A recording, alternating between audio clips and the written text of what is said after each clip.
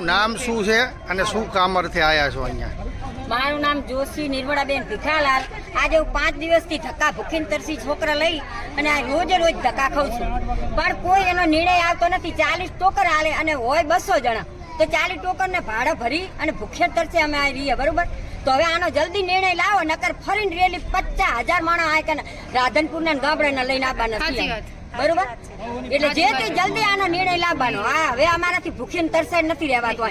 પાણીની સગવડ નથી, છોકરા બચ્ચાના ભૂખ્યા ભૂખ્યા ચા ઉધી રે. આટલા આને નિશાળું બગડે એ અલગ જોવા મળે છે. રોલિંગ. મારું નામ મુકેશભાઈ સોલંકી છે અને હું રાધનપુર મામલતદારમાં આધાર કાર્ડ લિંક કરવા માટે છોકરા લઈને આવેલો છું, બરોબર? તો લગભગ 40 ટોકનો આપે છે ને એક કોમ્પ્યુટર છે, તો લગભગ પોતા ગરીબ માણસો પોતાના ભાડા ભાજી બધી ધક્કા ખાય છે, કાંઈ કામ થતું નથી. તો સરકારને અને કલેક્ટર સાહેબને અમારી વિનંતી છે કે ગામડામાં કાંઈક વ્યવસ્થા કરે, કાં તો પ્રાથમિક શાળામાં વ્યવસ્થા કરે, એવી અમે અપીલ કરીએ. અપડેટ કરવા માટે તાલુકા પંચાયતમાં આવીએ છીએ, પણ અહીંયા 40 ટોકનો આપે છે, બરોબર? અને બાકીની જે 200, 150, 200 પબ્લિક હોય છે, ખોટી હેરાન થાય છે, નાના નાના બચ્ચા.